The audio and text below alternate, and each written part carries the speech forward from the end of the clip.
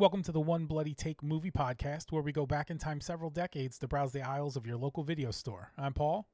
And I'm Russ. And today we're answering the question, what would happen if my favorite 80s comedy stars got together and made a horror movie? 1985's House. So get your popcorn and snow caps ready while we give you our bloody take. House. This series, House, because there's 4 or 5 of them, I think. This series has presented some unique challenges for me and my brain for some reason. I don't know if you remember, but a while back we watched Shocker. And the entire time I was watching Shocker, I was expecting this entirely different movie, although it was very parallel to the movie we watched. Right. And it was House 3. Watching this movie, I kept waiting for Ari Gross to show up, but that's House 2. So This whole series just plays a mess in my head. And the series isn't even really consistent as far as the type of movie you're getting from movie to movie too. This movie isn't consistent with the type of movie that you're getting from scene to scene, which I'm sure we'll get into it. So you got a couple, for the time, for 1985, you have a couple mid-level stars in this movie, which makes it more interesting than a lot of the movies we watch. You have the greatest American hero, William Katt. You have George Wendt, who, of course, is Norm on Cheers. And you have Richard Moll, who was Bull on Night Court. So right now, if I were to show this to my son, he would have no idea who any of these people are. But in that time, it was kind of a big deal. You had a pretty well-known director in Steve Miner, and you had Fred Decker, who shows up all over our show with the amount of writing that he does and directing and whatnot. And it's when you mentioned the 3 of our favorite people from comedy shows, this is about the time when this came out, and I first watched this is when I was first getting into horror movies. Okay. And I feel like this is a perfect gateway movie for someone of that time because there are 3 shows I watched all the time and loved. So I have 3 people that I'm already familiar with. Right. I'm familiar with laughing when I see them. So I'm going into this movie not the same way I might go into another one. So, I thought about how you said I think this is like a good movie to introduce my son into horror because it has A, B, and C. This was the perfect movie for me at the time. Right. Because of the people that were in it. It kind of disarms you a little bit to see people that are constantly being jokesters.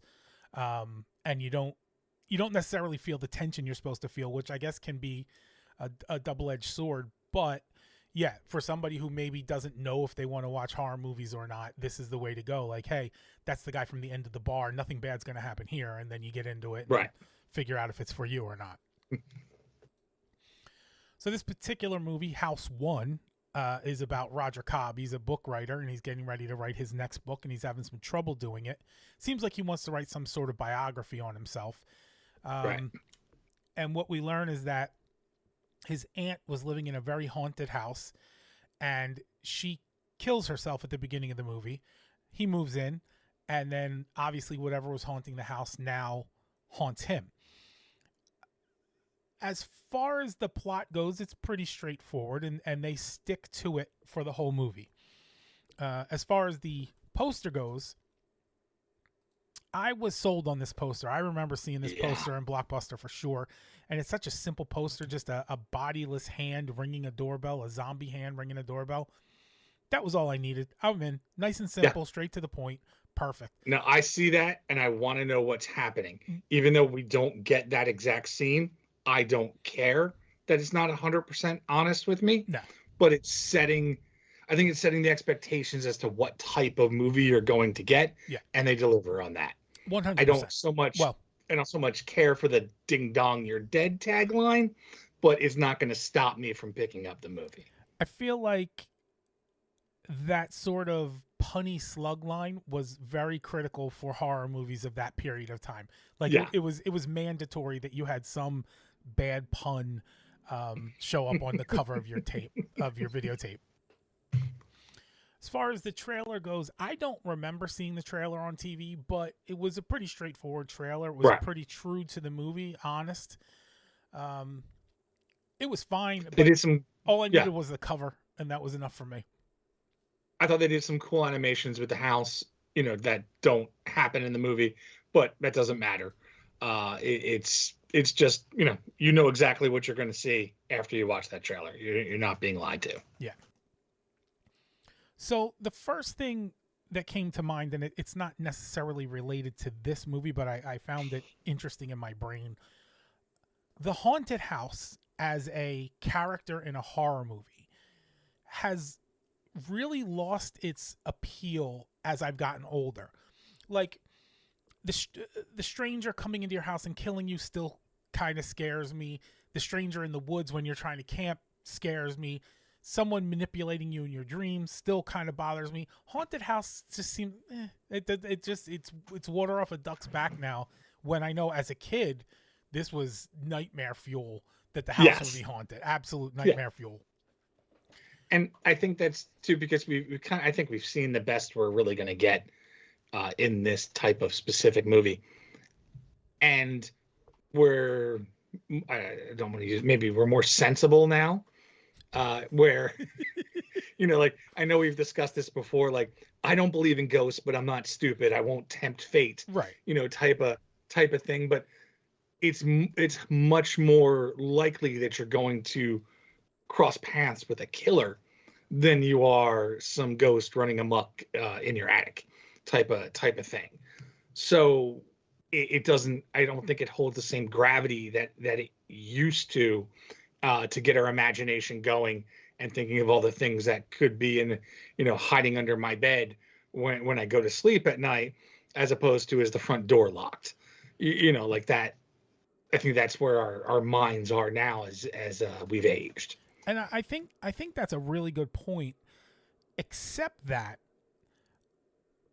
zombification / like voodoo-ish movies still creep the shit out of me. Like, and that's another thing that's like, just it's not going to happen anytime soon. But the idea of like Serpent in the Rainbow, like the idea that someone could come by me and suddenly I'm just out of my own control scares the crap out of me still. Maybe that falls into like the uncanny valley with like the Polar Express, where you have like a soulless shell. Yeah. And it doesn't sit right with your head. So where a zombie is sort of like that, but flesh. Right. It's the same feeling that might be evoked. Right. So we get into the movie and quickly we learn a couple things about our dear Mr. Cobb. First of all, he's been having these nightmares because his child died. Are we going to call it died or just disappeared? Where are we going with that for now? Roger believes he disappeared because he sees him in the pool, right, and then he's not there. So he knows he didn't drown. So I think Roger thinks he's been taken. And that's how the police and FBI are sort of treating it. But I mean, we don't know. Right. And then we kind of learn quickly that he's also a Vietnam vet, which plays into the way this movie works. We start out, it seemed, I got a little confused with the way the characters played out in these scenes, but it seemed like he had a real estate agent taking him through his aunt's house for him to consider buying it. And he makes to tell him about the estate sale. Okay. Like, we can sell all this stuff and get money. Okay. And then he had a for sale sign at the front of the house. And that real estate agent is the hotel manager in Ghostbusters. So that, it's like, someone that in Ghostbusters stands out to me, like, I simply won't pay it. Right. It's like, so it's the same type of attitude that he uses in this one. Now, during this scene where they're reviewing the house, the real estate agent picks up a harpoon and it goes off and he almost kills Cobb. And there is a level of nonchalantness in the exchange after that happens. Almost killed Jenner. Yeah, almost. Yeah. That seemed so odd and unusual, but really stood out to me because of the calmness with which he almost killed him accidentally. And then Mr. Cobb's response to it is just sort of like, price you pay Yeah. for being down in the basement. What are you going to do? Yeah, no, his reaction should have been much more severe, but the fact that he plays it down makes it funny. I think both of them, their reaction should have been a Yeah, little more severe. like, The oh real estate my agent, god, right? The real yeah. estate agent should have been a lot more repentant, and Cobb should have been Yeah. a lot more shocked. But Well, Cobb was standing in the way of him making money, this is true. so So at this point, oh, go ahead. Well, I was gonna say, before we get to that, I absolutely love the very beginning of this movie, where the camera starts out in the backyard and just sorts of travels along a little bit wobbly, and there's nothing particularly scary about what we're seeing, but there's this feel to it that makes you just a little bit uneasy.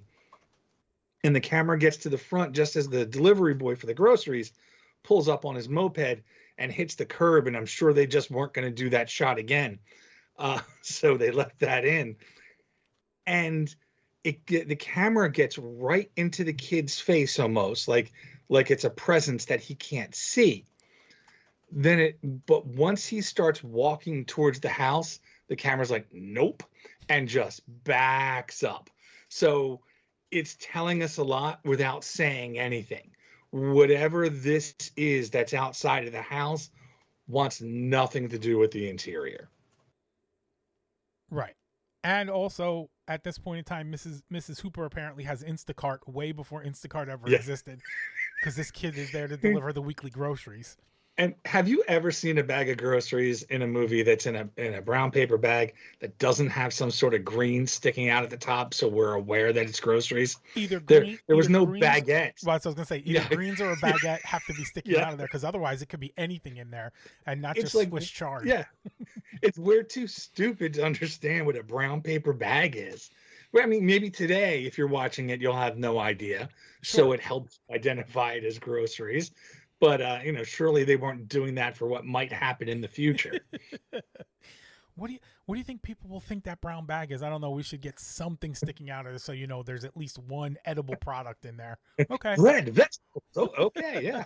Everyone loves bread, and we can get a long bread that's bigger than the bag. It's perfect.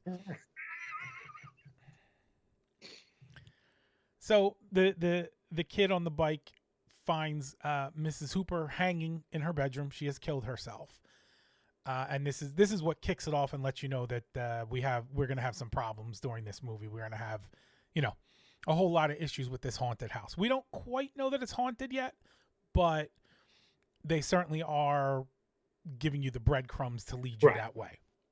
Especially with there's a painting, and paintings come into play a lot in this movie.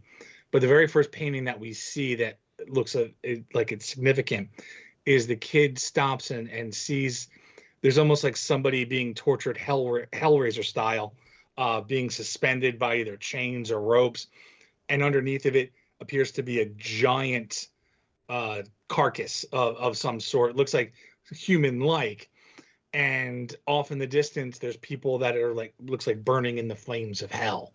So it's that painting isn't in many homes. Right. So if it's in this one, it's telling us, it's notable. It's not going to be a fun ride. And they give you a lot of exposition on Roger at the beginning of this movie. We know he's an author. We know he's lost his kid. We know he's a Vietnam vet. We know he's working on writing his next book. We know he's divorced. We know a lot of miserable things about Roger, on top of him being a successful writer and working on his book. Pretty much everything else about him is presented to you as misery, right? Yes. Everything else is dead kid, ex-wife, can't really get through writing this new book. He's got writer's block of some sort, and now his aunt is dead because she killed herself. There's nothing really good happening to this guy, and it sets me up for another set of thoughts in this movie as it goes along. I'll wait on that a little bit, but we may have very similar thoughts then, if that's that's what you're talking about. Probably, but they just relentlessly want you to know that Roger is not a happy guy, or at least his life isn't happy. He opens up his freezer and it's just frozen microwave meals which he puts one in for like 30 minutes. And I think those things go in for maybe 8 tops, depending on what they are. So, I think in and 1985 they were still using the radar range, so yeah, 30 minutes might have been good to go. and even when his ex-wife calls to check in on him, he's pretending he has a bunch of friends over playing Right. poker, Right. just so he doesn't. Whether her perception of him is he's sad and lonely or not, he feels that he's giving that perception, so he's trying to change it. Which is super weird in the moment, because in 1985 you didn't really know who was calling.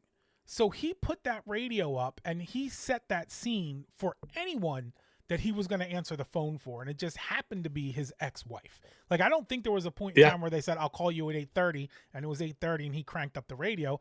He just, anybody who called him was going to suspect that he was having some kind of party or, you know, noise intrusion happening in his house. And that seemed odd, but also consistent with a person who's like just super depressed and not trying to pass that along to anybody else. And unless that's the only person that ever calls him.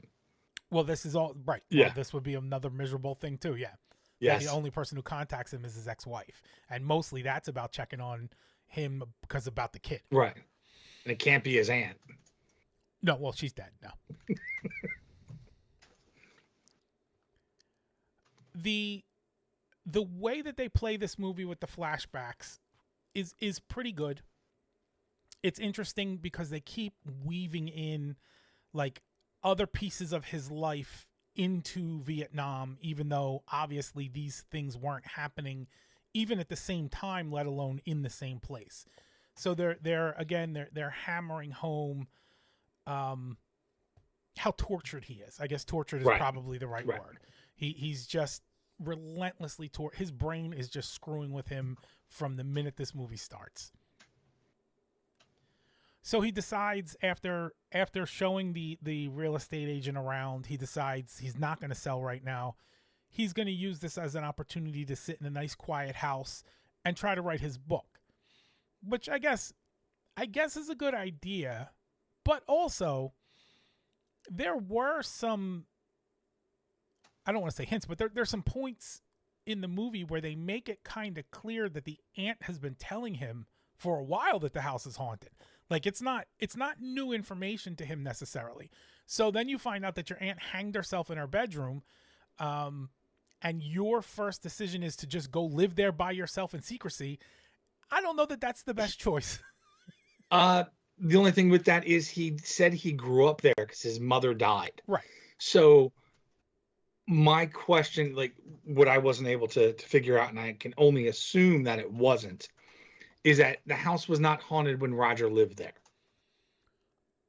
I have some questions about that. Yes. Because that also plays into some of the other things that happen in the movie. Because something happens in the movie that made me like question the entirety of the plot because of how it goes down.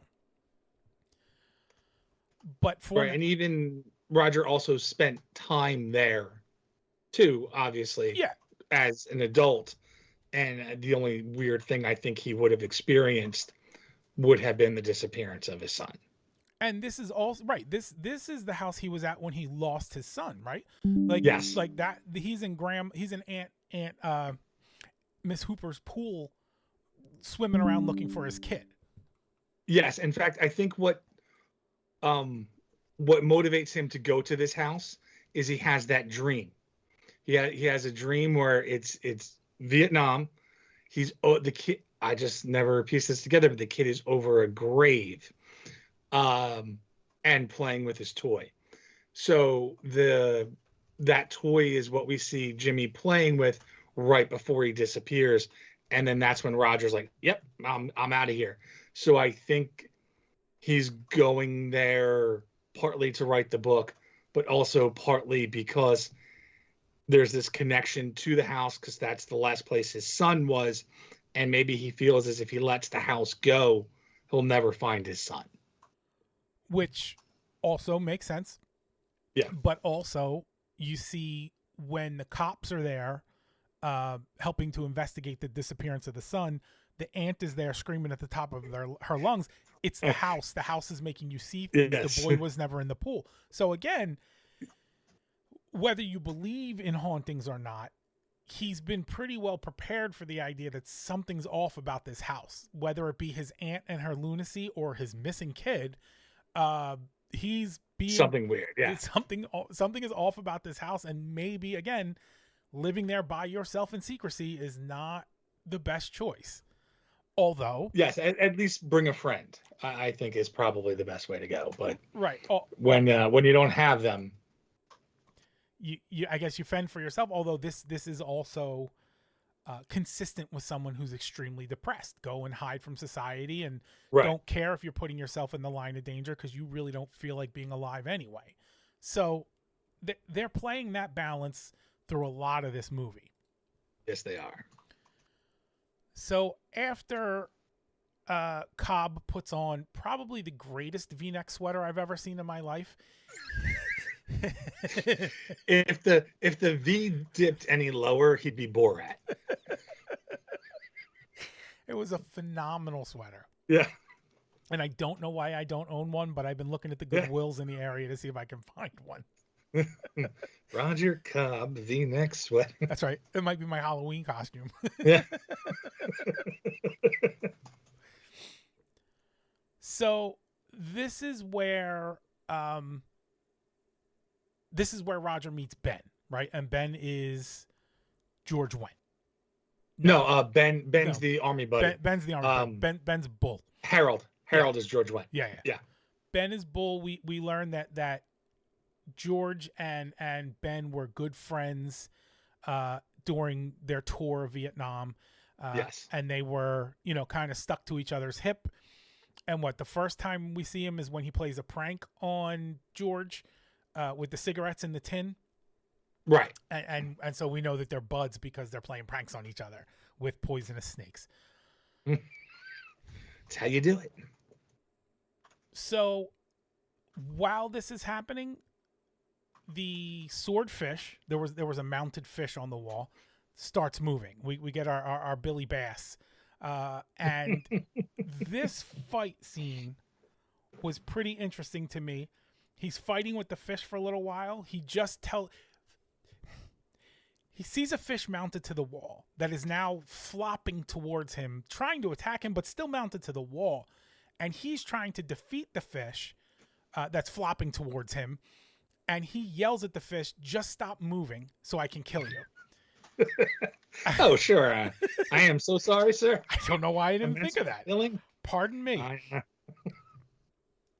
Which again, George, I'm working under the assumption that you have to be at least lightly intelligent to write a book that would be successful. You have to have some level of intelligence, but his behaviors are not intelligent for the most part in this movie. And yelling at the inanimate object to stop moving so that you can kill it is very off.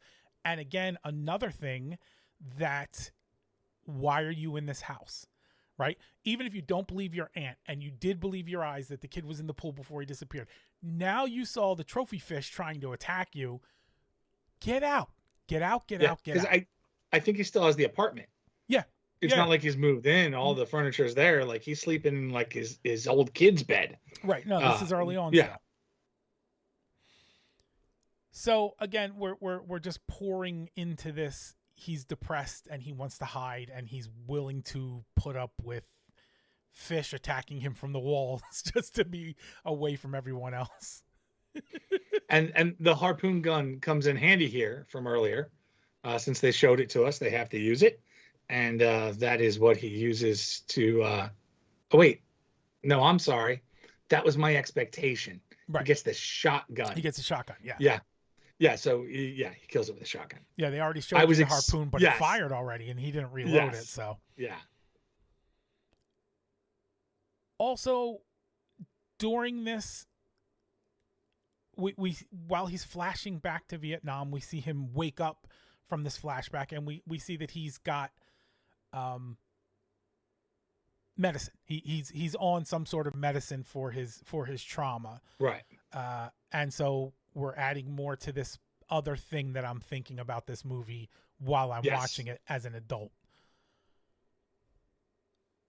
We also get during this the closet, and the first time he opens the door to the closet, there's nothing in it, and then a tentacle comes out of the closet. A super like very H.R. Geiger looking creature is in that closet at this time, attacking him, but he manages to shut the door and get away safely at this time. So right, he does take some damage, but he gets away safely. Yeah, he gets some scratches across his chest that will come up with Harold in a little bit, but this creature that we see is very alien H.R. Geiger themed sort of creature, and I'm pointing that out because later on I want to talk about the next creature that we see and what that creature looks like. I have this feeling, and I don't know how I could ever research it, but it feels like there was two entirely different special effects crews working on this movie, and neither of them knew what direction this movie was supposed to go in, and they both just made their own personal choices about it. we do, because we do get a variety of different things. It's not just a variety, like they're creatively making different kinds of characters. They're like way separate from each other. There's the Geiger creatures, and then there's like the killer clowns from outer space looking creatures, and there's weird voiceovers that happen, and I don't, there's the movie lacks cohesion in every possible way that it could lack cohesion. Right, it's almost if we're to believe that this is based on the first painting, if we're to believe that this is maybe a portal to hell, possibly, then yes, we could get a variety of demons, but they don't, like you're saying, there's nothing that you would think that they're related in any way. Like, that's fine. That's great that they have different looking creatures, but they feel like they don't come from the same sort of genus and species. Like they're from entirely different worlds themselves. Right. And this closet where this creature comes out of is highlighted in the painting that they find in the shed where the harpoon is and the shotgun is. And we see the ant looking into the door that's just lit up. We have like a pocket watch and a grandfather clock, and the grandfather clock is at midnight. And we have the bathroom with a rag over the medicine cabinet and like rope coming out of a hole. So it's sort of, they're sort of setting things up for us based on the painting that they provide, which is sort of why I lean towards that. If the house is haunted, there is some sort of demonic aspect to it based on the other one. Right. The other painting that we get when the fish goes crazy, and Roger goes to get the shotgun, a bunch of gardening tools fly at him. Yeah. But they get embedded into the door, and there's a painting that one of the officers later is looking at of this naked woman surrounded by all these gardening tools. So I don't know whether the paintings bring things to life by doing it, or the paintings are capturing what the aunt was seeing, because she was the artist, at least for the one in the shed. So we can assume she's the other. Yeah. As far as we know, she's the artist. There's nothing that stops me from believing that those paintings kind of just appeared and everybody's assumed that she painted them because they were unique paintings to this house. Right. Like that, maybe the house is doing it as a record of what's taking place, or threat, or whatever it might be. But we only assume that it's the aunt because that's the only thing that makes logical sense. But this house is not predicated on logic. Right. So after this attack, his new best friend Harold comes over for a little midnight snack, and when he finds Roger has this closet door sort of surrounded by every camera and VHS cassette recorder that he could find, all pointing at the closet door. And Roger starts to tell Harold that he thinks the house is haunted. Harold doesn't believe him, Roger shows him his chest with a big giant set of, almost it looks like claw marks on his chest.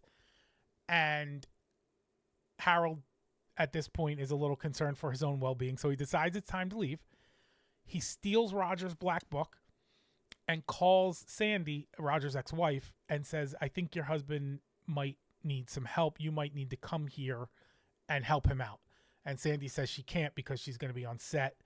So she tries to call Roger at least and see what's going on, but there's no answer. The house is messing with Roger to the point where now he feels the need to be armed all the time. He's got shotguns with him. And Sandy finally comes over to check on him. And there are shotgun shells everywhere. And she said, she said she called. He didn't answer, so she came by. And she's obviously now concerned for him. And Harold comes over, and Harold thinks that Roger tried to kill himself. So we're all just, Harold doesn't come all at over. once. Oh, okay. Yes. Not all at once. Yeah. It's just this next string of things that tell you that Roger is crazy in and of himself, and that everyone believes that he's worse than that. Right. The police come over, and and they open the door to show to show him Sandy, like everything's fine. And when the police leave, his gun is gone, and the closet doors start moving on their own.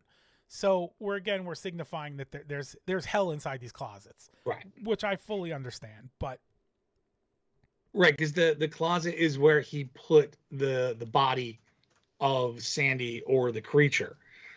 So when the closet moves, then we know that the creature is on the move. Right. Because the creature presents themselves as Sandy, then the creature, and then Sandy again, and then the creature again. So this thing is going back and forth. And going back to the art direction of the movie, the creature that Sandy turns into looks like Chet at the end of Weird Science. Yes, it does. And it's so far removed from being a Geigerish creature that it genuinely confused me. Like, I did not know. I mean, I knew it was a creature, and I knew it was Sandy, and it was haunted, and perhaps it was whatever evil is in the house trying to bait Roger into killing Sandy. And I got all that. Don't get me wrong, but this creature that looks like Killer Clowns from Outer Space and has a voice like Cookie Puss is suddenly running around after we had just seen that very dark and evil character the first time he went into the closet. It was weird. And this is the first part of the movie where I start to get this feeling of they couldn't decide if they were doing a serious horror movie or like more of like an Evil Dead sort of, well, more of Evil Dead 2, but an Evil Dead sort of slapstick, also horror sort of thing. Like I don't think they were sure during this movie which one they wanted to go with. Well, the comedy came in later. When this was originally thought of, there was no comedic aspects to it, and then that was added to the movie. So that could be why you're having that feeling, because its original concept wasn't supposed to be funny. So that makes sense. But if you're going to go back and decide to make it funny, you have to you still have to be consistent with the feel of the movie. No, I agree. It doesn't have to be hilarious all the way through, but it's serious, and then it's not serious at all, and then it's serious again, and then not serious at all. And the confusing part to me about this scene with him shooting Sandy, which to me looks like the guest of the week on every episode of The Love Boat. You aren't sure what's happening. As a viewer, we're not totally sure what's happening. Right. Because Roger has this vision of his aunt recreating her death. And she says, the house tricked me. It'll trick you too. Right. So is this a trick? And if so, was the trick that Sandy was never there and it was the creature all the time pretending to be Sandy? Or was it Sandy and the house made him see a creature? So did he kill something evil? or did he kill Sandy? So I feel like even though I don't know when the time would have happened necessarily because he was very busy after this, the first thing I would be doing is calling, "Hey, Sandy, I hope I didn't shoot you," without saying it that way. How you feeling? Yeah, but I would be concerned if I'm Roger, did I just kill my ex-wife, or did the house make me think I killed my ex-wife? And he never explores that. No, he doesn't explore much of anything. Yeah. Unless he's in, novel peril. He doesn't like. None of this seems to register for him. Like all these series of events, and fine, you don't believe in demons or whatever.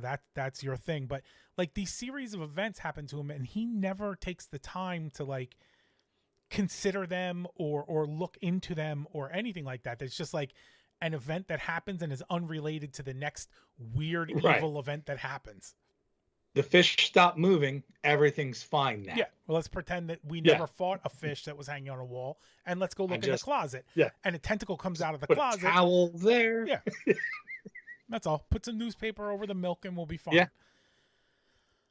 So Roger kills Sandy and is going to bury her in the backyard, which during the broad daylight is a hell of a decision to make in a neighborhood that doesn't have very high fences. Yeah.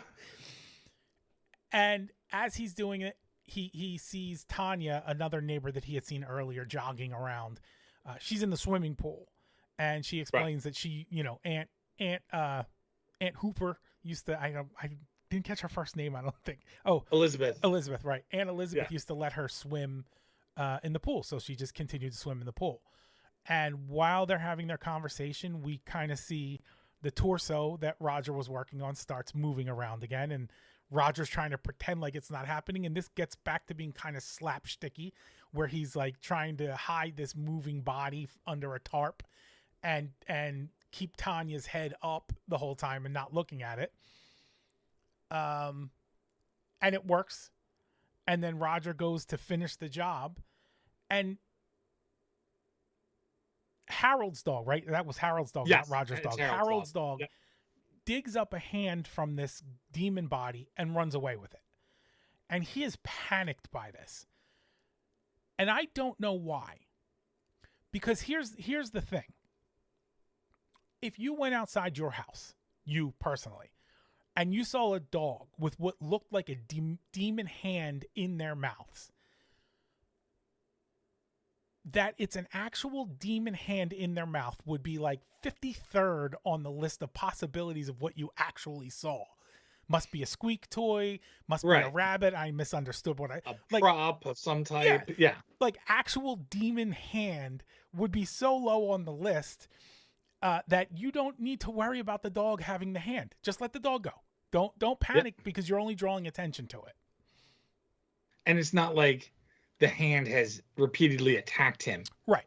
Or so he's worried if I lose track of this, it's going to sneak up on me. Right. And it didn't have much of its own animation, like to be afraid that like the hand would run away or whatever it might be. And worst case scenario, if the person that finds it instantly goes demon hand, why would they trace it back to you? Yeah, if you were of the belief that there are demons, then you're not necessarily going to go, but they all come from that house down the street. So let's go and see if we can return this. And even then, if they did trace it back to you, yes, officer, I killed the demon. Yes. Yeah. Arrest me for killing part of the evil that came through my closet door. I'll go show you the body and we can talk about it with the green blood and whatnot. We can see that it's clearly not human. So like he doesn't need to be that worried, but he does show lots of signs of mania. Yeah.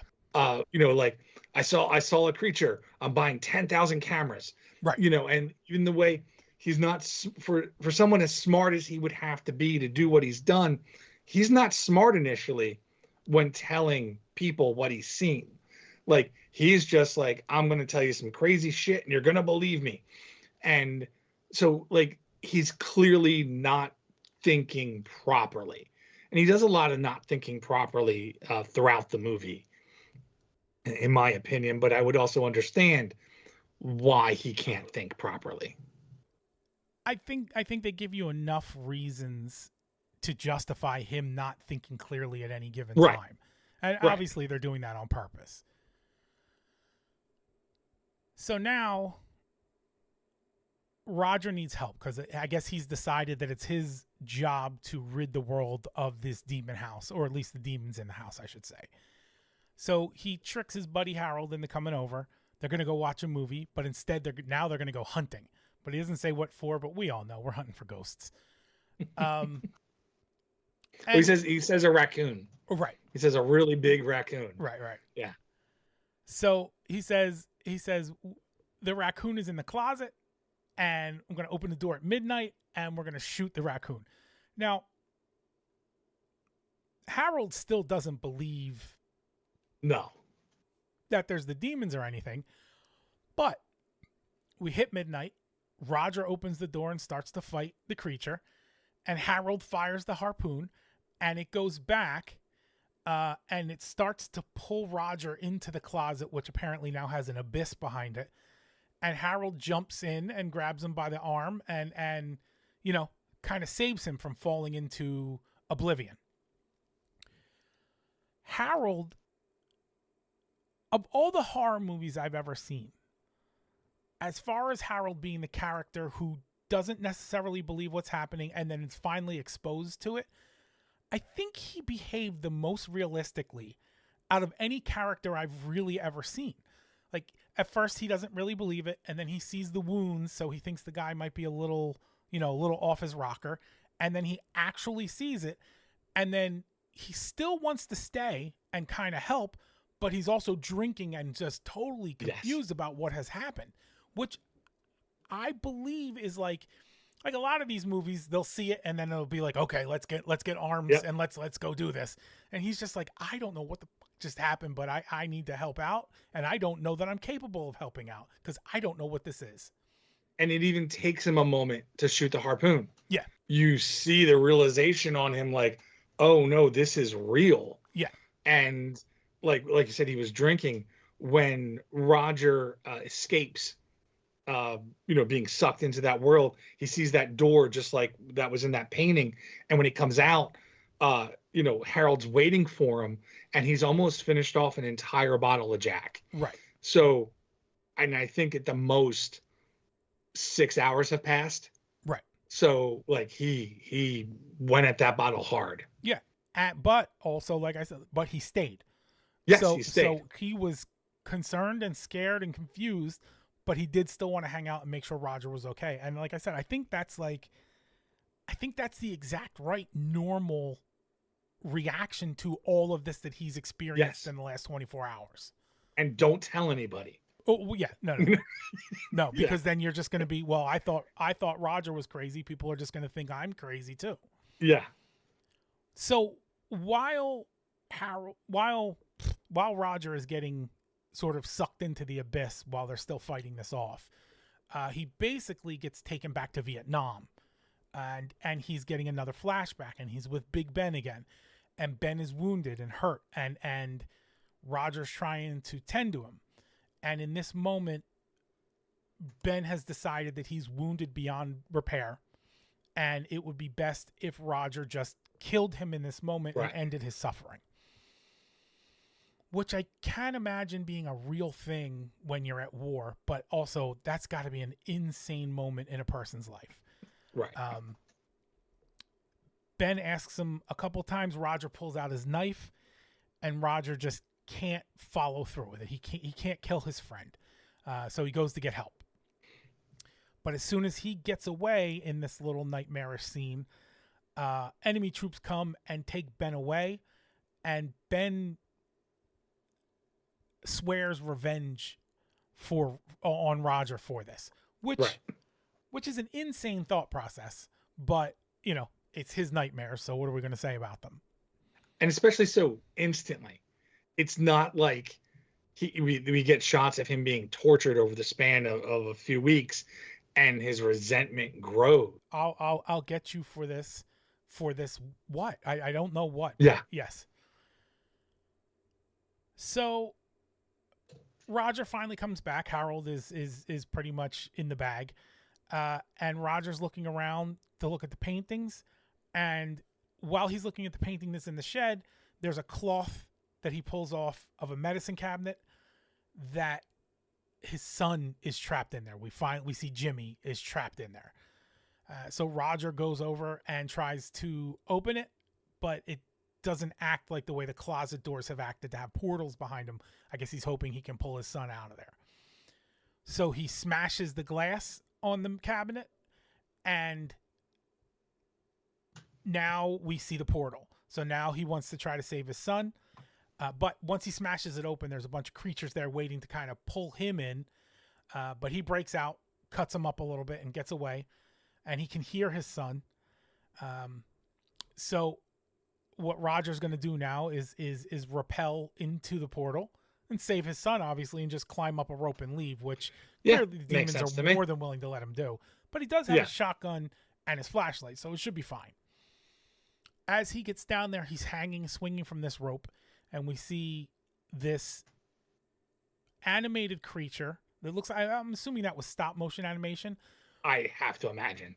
But it basically looks like Falcor's bones after Falcor has died and rotted away, flying at him, takes his shotgun from him, and then shoots the rope that Roger's hanging on, which is a hell of a shot. You got to be honest. For being just skin and bones, to be able to pull that shot off from that distance is pretty damn good.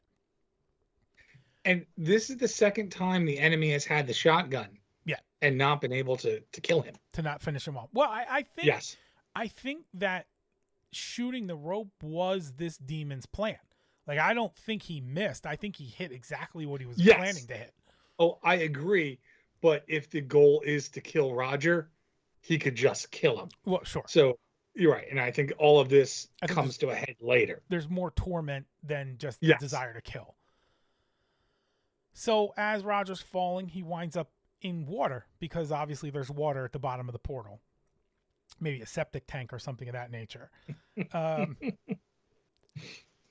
Roger finds his son, and now his son is like a POW in a Vietnamese camp. Like, he's in like the bamboo cage, and Jimmy says, he's coming back, like very ominous, but he won't say who he is.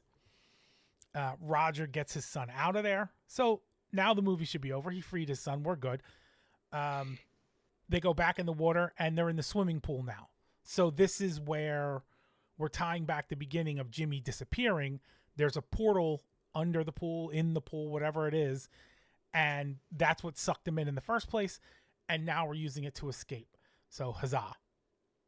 And the fact that the pool is a portal also made me wonder if Tanya is Tanya.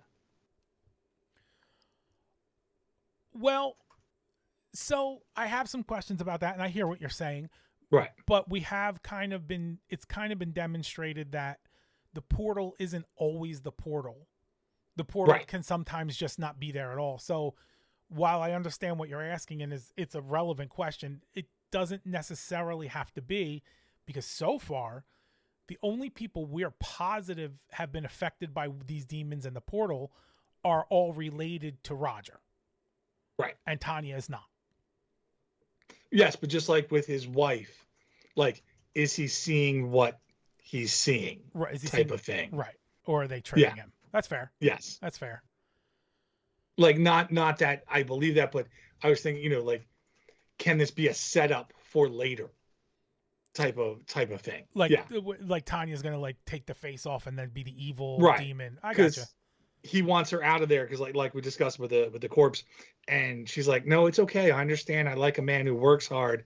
And then she's like, but I also like to play, so that it just made me, question, is there like another motive here? Are we really seeing what we're seeing type of thing? Right. Although, I believe we are, but there's enough there to question it. Right.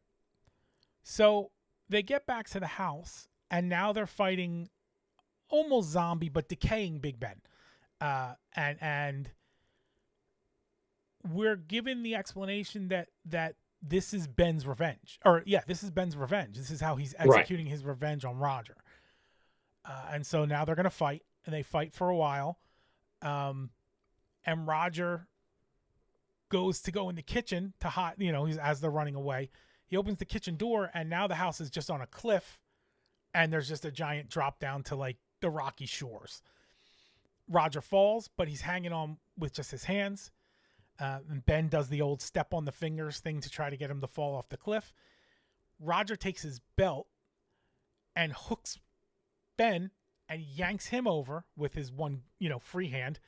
And Ben plummets to his death. Roger climbs back up and here's his son. He finds his son. And Ben has him, again, telling him he's going to kill Jimmy unless he kills himself. So he's telling Roger, you have to kill yourself, otherwise your son will die. Right. And this instantly brings me back to what the aunt said, which, the house tricked me. It'll trick you too. Right. So if he recalls this, then he should understand that this is a trick. Right.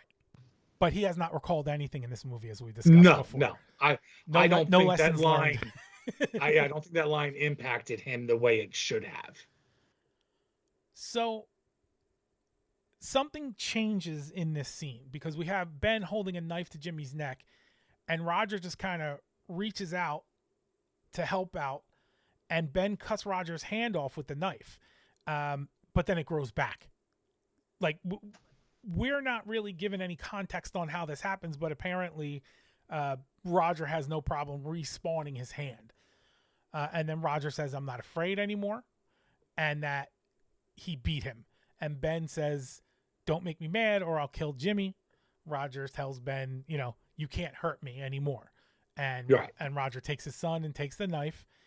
And Roger takes one of Ben's grenades and blows Ben up. At this point, Tanya shows up for no particular reason. And we can see that the house is on fire. And Roger walks through the front door with Jimmy in his arms. Our happy ending. And at this moment, Roger is now ready to write his book.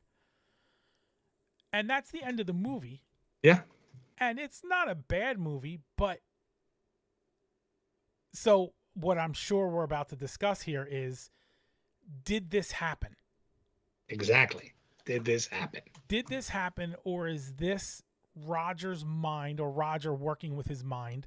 Legitimately, he's a Vietnam vet with the PTSD, and he's trying to get through his trauma, and he winds up getting to the other side of his trauma by the end of this movie, and none of this demon crap happened. That is definitely a thought that I had, and I think there's some clues within the movie to help us with that. Okay. The first being when after Roger and his agent are out of the book signing, the agent saying, you've got to get me this book. If you don't have it by the end of the month, you have to give your advance back. So that, to me, that means Roger's been trying to write this book for a very long time, for a while, and doesn't even look like he has page one. Right. The agent's even like, 5 pages, give me 5 pages to give to them, and I will. And he doesn't have it. And then the agent is like, nobody wants to hear about Vietnam anymore. They all want horror. And Roger says, I know this book's been giving me a problem, but it's something I've got to do. I've got to write this book.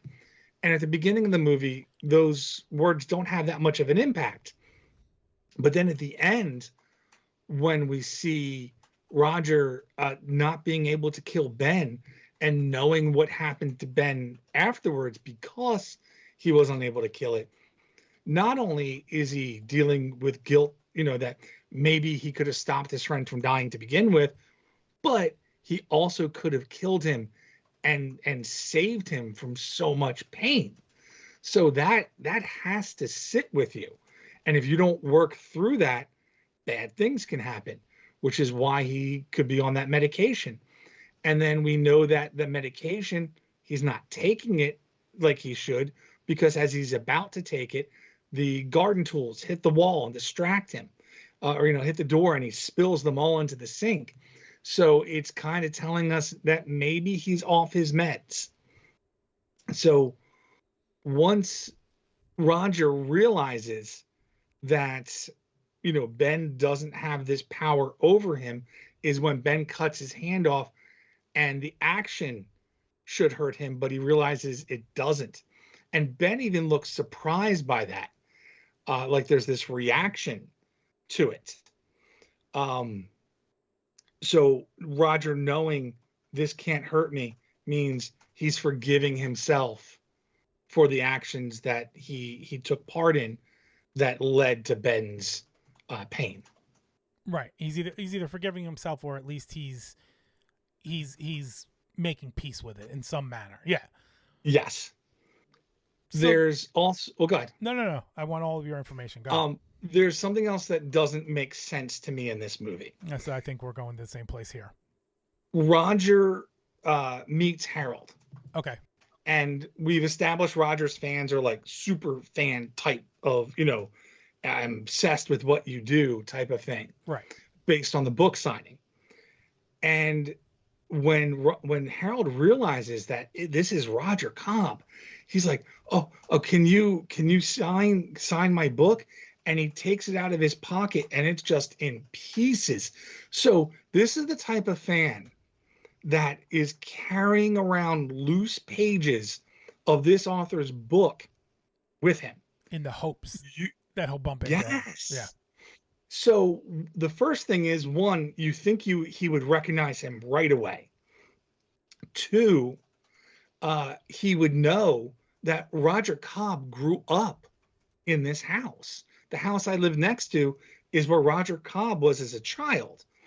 And three, he would go, this is the house where Roger Cobb's kid was abducted, and we have no idea what happened to the kid.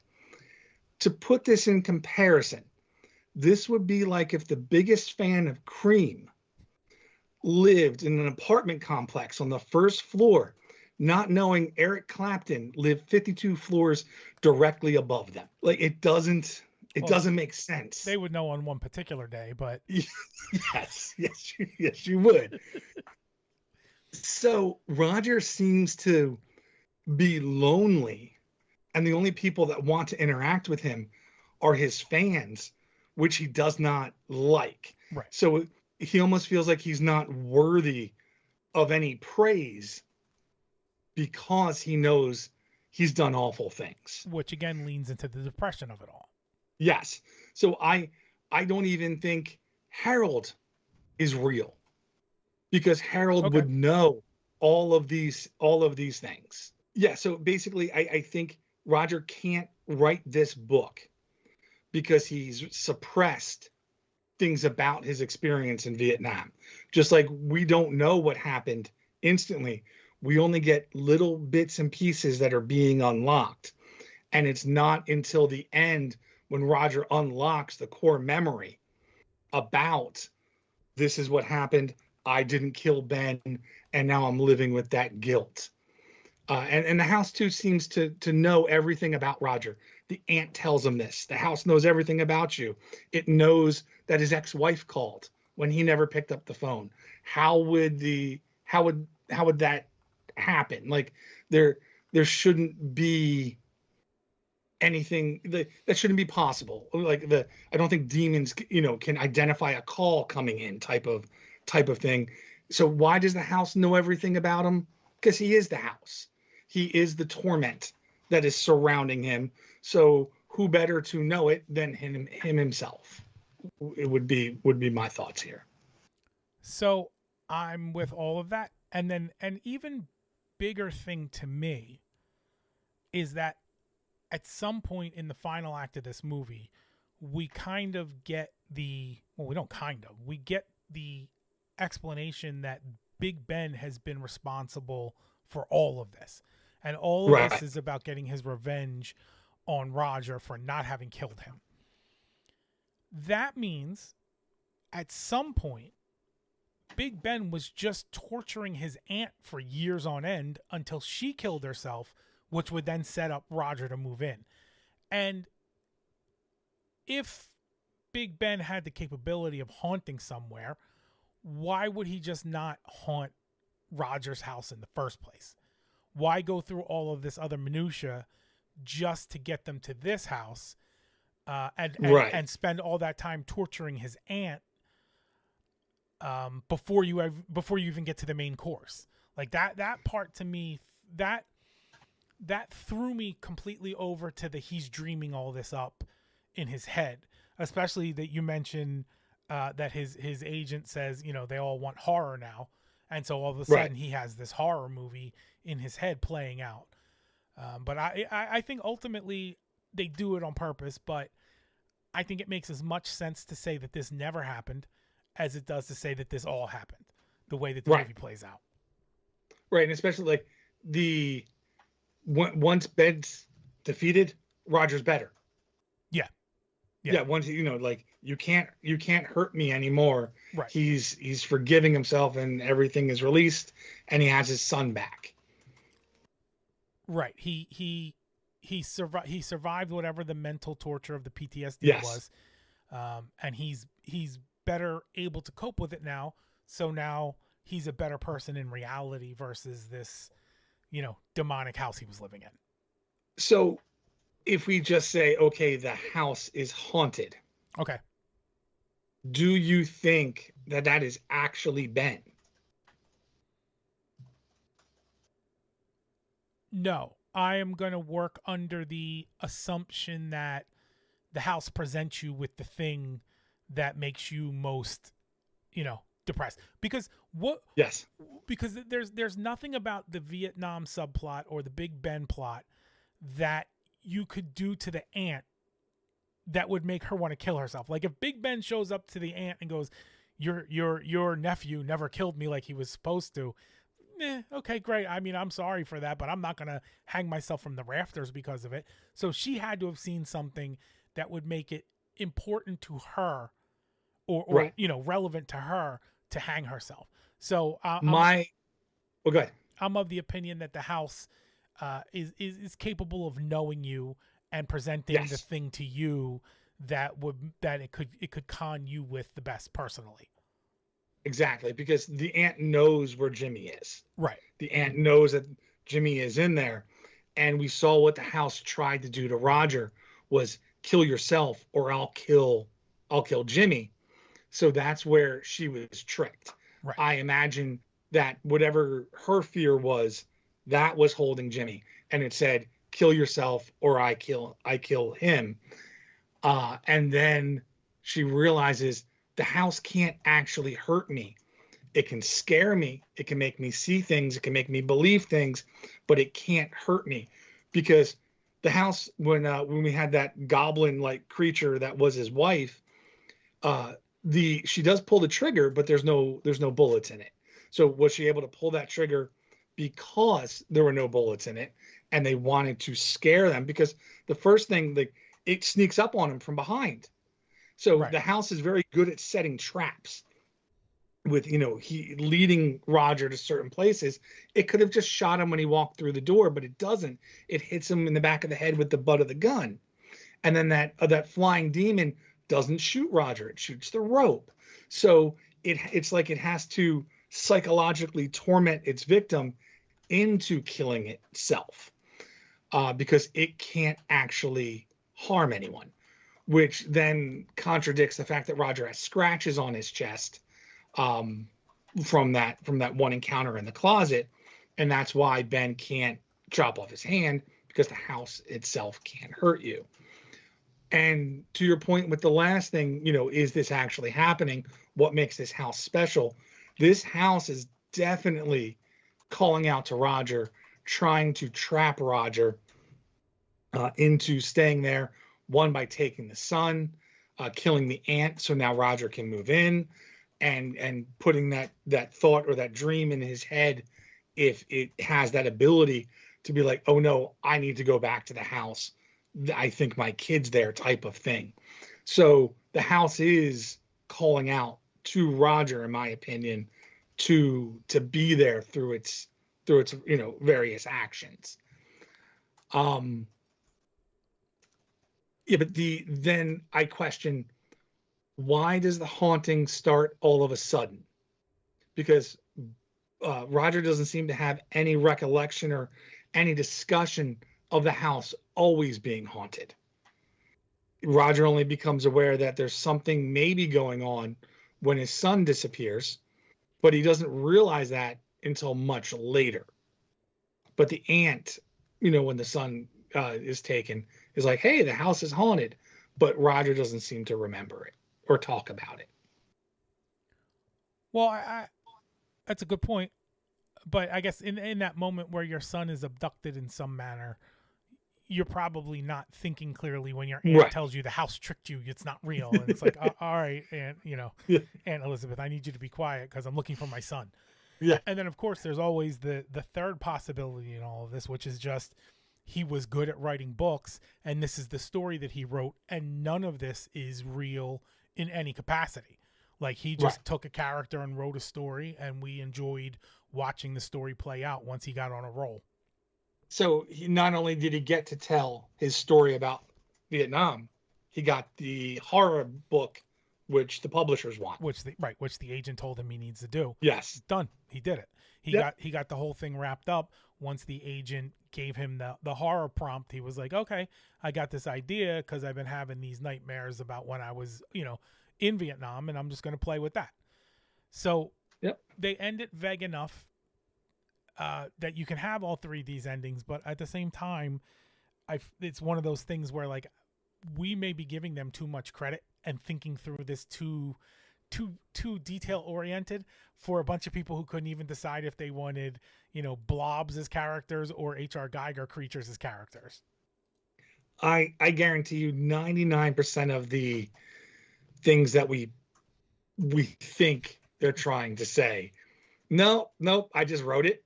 Wrote it. There's no meaning behind this, but I do enjoy that process of looking for things that could be clues and trying to say, is something else going on here?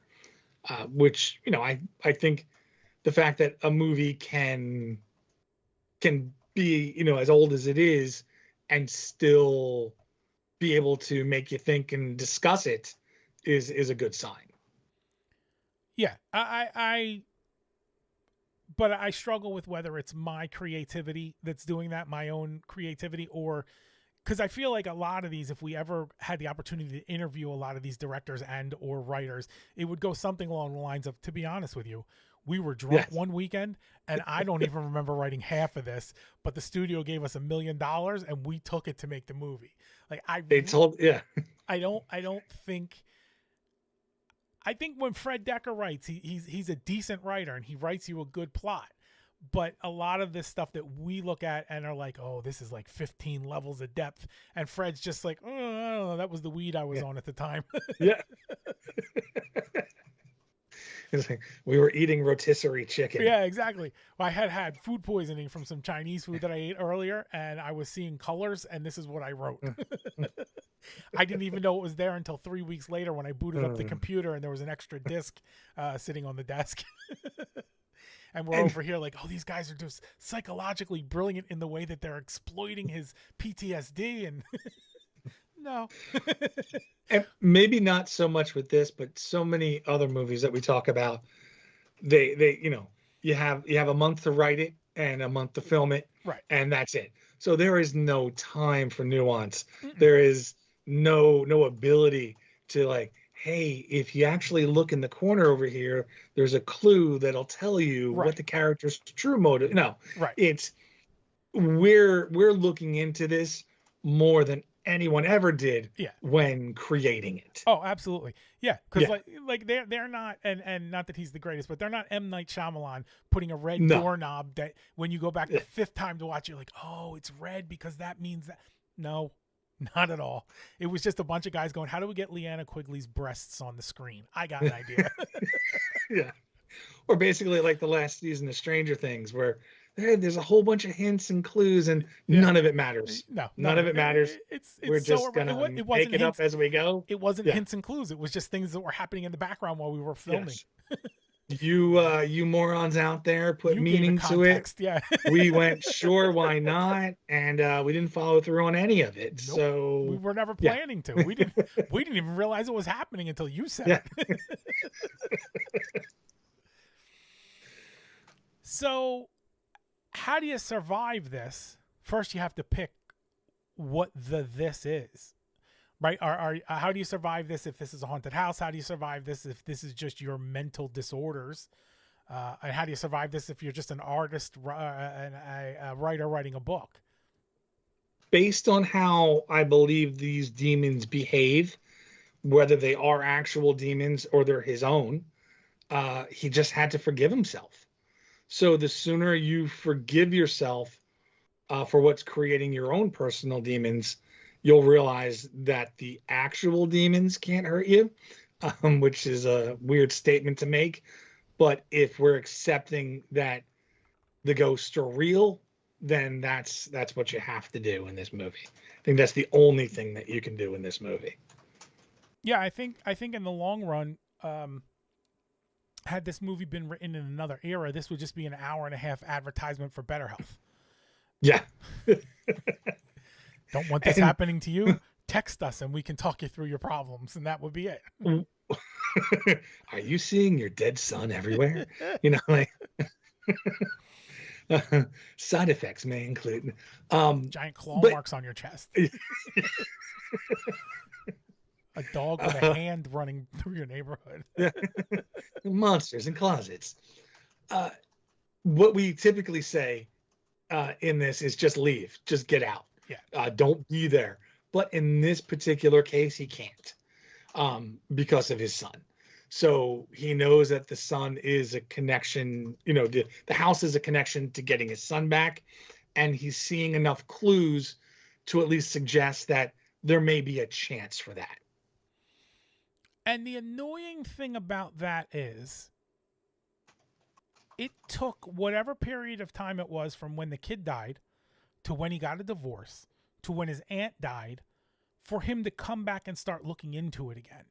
Like, there's this gap where once he got there, he was hell-bent on saving his son again. But there's this window of time where he was just like, I don't know what I should do about all of this. I think that is because he's viewing it as an actual kidnapping. Okay. That would at least, because they give us so many little different things when that happens. Like that, there's that car that speeds away, right? But then he sees his kid in the backyard, so it does suggest that, hey, somebody was there, and that's not normal behavior.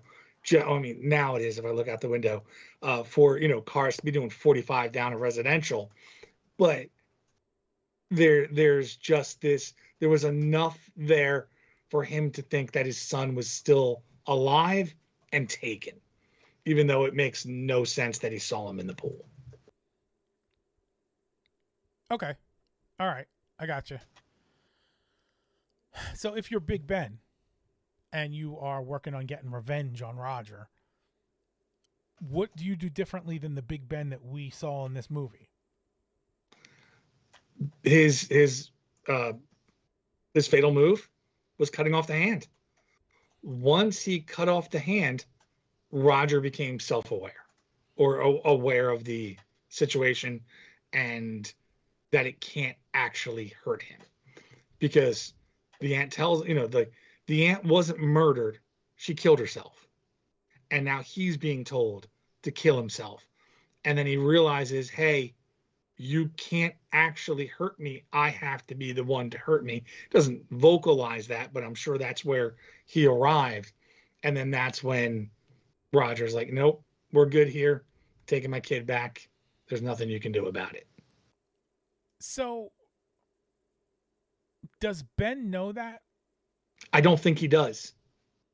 But it would make me believe that someone in the house has to. They have to know what the rules are, whether it's the demon in charge or one of the minions. So you would think there would be this, hey, this is what you can do to him. This is what you can't do to him if you want to continue this haunting. But Ben's reaction is shock that the hand's still there.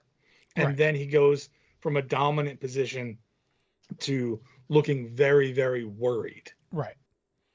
Yeah. So, yeah, I guess if I'm Ben, I mean, study harder at demon school. Press him sooner. Like some of this was just taunting and not actual torture. Press him sooner. The minute you have him alone in the house, press him immediately. Don't give him time to recruit friends and take Yeah. videos of it and all that stuff. Press him right away and put him to the fire immediately. And then it's either done and over with, or you're never going to get it done. And something I just thought of too, once you mentioned the videos again, if this was real, there would be video evidence. And I feel like we would have seen him celebrate his victory of the video evidence. Right.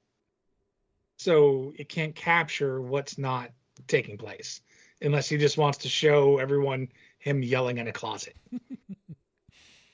And Harold drinking. Yeah. All right. So did they make the movie they set out to make? I have to believe they did. I know we briefly discussed that when this was first thought of, it was strictly a horror movie and the humor came later. But I mean, I think with the people that they chose to put in this movie, this is what they wanted to get out of it, and they did. I'm pretty much with you. I also like the idea of recruiting these known funny people and making them just play straight roles. Sort of an opposite of like a Leslie Nielsen in Airplane, where he was known for nothing but serious and dramatic roles, and all of a sudden you throw him into this, slapstick kind of situation. I think there's some fun in twisting that around, especially when you have people like George Wendt, who are just, no matter what he shows up in, he's Norm. He was in Gung Ho and he was great in Gung Ho, but he was just Norm working at a car plant. So, there's something to that going either way with that. As far as them making the movie they set out to make, I think so. I think this is a rare occasion where we watch kind of a bigger budget horror movie, and you can tell in the actors that are in it, and in the film quality and the special effects quality. And so I think they did what they wanted to do here. Maybe there was some like tweaking that they would have done if they had more time or more money, but I think they pretty much, I would say 97% of the way to what they were thinking they were going to do. And they accomplished it without a lot of gore. A lot of it was just setting the tone and the mood with the camera and the music. Yeah. So the music was weird in this movie, right? Like it was more whimsical at times and a little upbeat. It felt like it could just as easily be in like Goonies, the type of thing. But I think it matched it. I think it was a little happier than the movie was, I think is the best way to say it, which I think prevents you from maybe feeling the horrors of what they're showing you. I hear what you're saying, but I feel like you're mostly talking about the soundtrack, which you're right. Yes. The soundtrack is a little more, upbeat and jaunty than the movie should represent. But there's like two scenes in the movie where all of a sudden there's really loud R&B music that's inconsistent with everything that's happening, except that the lyrics are kind of lined up with the scene that you're watching. Kind of like Christine, where every time something's happening, the radio comes on and it's playing something relevant to the death that Christine is about to execute. But it was jarring because it was just all of a sudden twice and then never again. And because it wasn't a technique used throughout the movie. No, it was just. I think they could have just done with the score. Yeah, I don't think they needed it, and I couldn't tell what it added to it. So you're gonna watch this one again? Yep, one of my all-time favorite movies. My dad and I would watch a lot of movies together, but he didn't really go for the horror as much. He loved this and the Evil Dead Army of Darkness. So I do remember watching this with him because it wasn't his typical movie. Watched it more times than I can remember throughout the years. I would absolutely watch this again. It is just horror enough to be horror and not enough horror to be torturous. Like I can watch this movie and even at my advanced age, I can walk away from this movie and not have to check under my bed before I go to sleep or anything like that. This movie is both powerful enough and not powerful at all. So Right. I don't mind watching this movie again and again. Although apparently, unbeknownst to me, I much prefer House 2 and House 3, but House You 1 is see, also good. I did not like House 2 the The first second story. maybe few times yeah, I mean that's great. That I watched it, it just felt different. But when I was older, I appreciated it more. Just like I hated Gremlins 2 the first time I saw it when I was younger, and now I think it's brilliant. So it's it just didn't give me the sequel I was hoping for, but it's still not a bad movie. And House 3, I just wish I mean they did call it something else. I think the The horror horror show, show, yeah. but I don't want it to be in this universe. I think it should be its own thing because I enjoyed watching that movie. There's nothing wrong with it, and I don't believe I've seen House 4. I've never come across it. I think House So 4 was a made for TV movie, which does not bode it well maybe that's for a why. horror movie at I all. know that Roger dies in a car accident or something like that, but I don't know much more than that. That could be why I haven't, just like Trilogy of Terror, trying to find that at first. So that could be why I haven't seen it. Yeah. And between House 1 and House 2, I realize it's not identically the same, but they made Evil Dead and it went in a particular direction as far as the tone of the movie and things like that, and it did well. And then they made Evil Dead 2, which is essentially the same exact movie, but they decided to take that tone and turn it further towards the comedy of it all, and it works tremendously. And I think that's House and House 2 is I think they were trying to maintain a more serious tone with House, and then House 2 Yeah, they went with the jokes. They went with the and that's why the like comedy. initially there's the letdown, Yeah. but later I'm like, no, okay, this is enjoyable. All right. I open up your bank account, I drop a couple bucks in, and I tell you you have to fix House 1. What do you do? I think I've already kind of talked about it. There's not a lot I want to do with this. I enjoy the movie as it is. There's some things that didn't make sense to me, and it like we talked about, it was Harold. That interaction, the interaction with Harold bothers me because it doesn't make sense. He should know who he's living next to based on who he claims to be and like what he's into. So I would just sort of maybe have a pre-established relationship from when he would visit. You could just have, because we do have shots of Roger and his wife and everything along those lines. He could be there. It could just be a barbecue. It could be something where you have people over. I just feel like Harold should have already known who Roger was, and he doesn't. And the other thing that just seems really, really weird to me is that he doesn't reach out to Sandy after he kills her. Like Well, he killed I her. would, yeah, I would think that 50-50 chance I killed my ex-wife or I killed a demon. I don't know. So I resolved this by giving her a call. And I think too that could have also could have shown us more of the mental anguish that he's actually going through with that call being made. And then it would also kind of make sure that she knows she has to get her ass to that house. So when she shows up at the end, we can kind of understand why she just showed up all of a sudden. So because we have, Harold saying, "Hey, your ex is in a good spot," and then she gets this call from him where he's clearly not well. So I think it could have just made things make a little more sense, and follow how I think Roger should behave. I think that works, and it just cleans up the movie, and it makes it a little more solid of a movie. I think if I'm in charge of this, I am just my main thing is to take the directors and the special effects guys and sit them down, and we're going to just make a decision on a couple different things. We're going to decide which path we're taking as far as did this really happen or didn't it really happen. No, we don't necessarily need a payoff scene that answers that question or anything like that.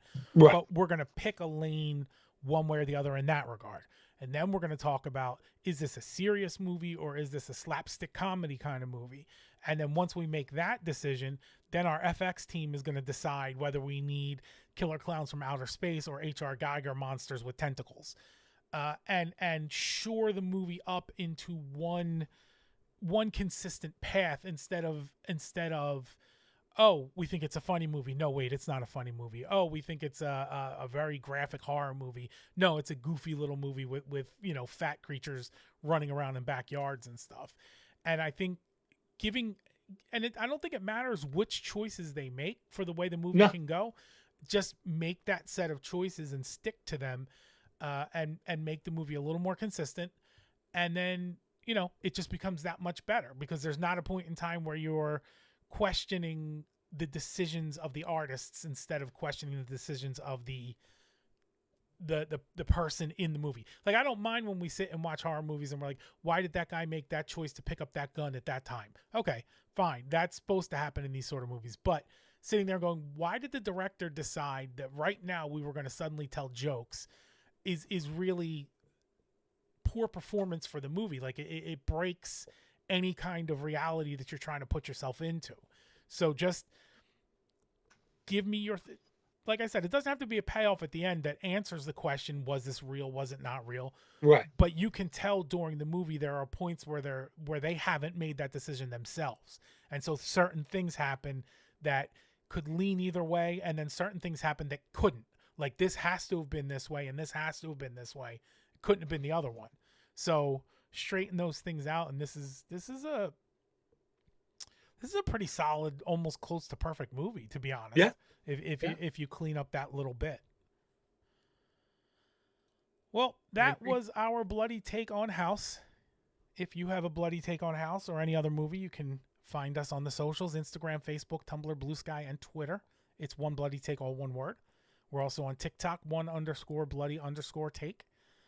You find the podcast on Spotify, Apple Podcasts, YouTube, and Substack by searching out One Bloody Take.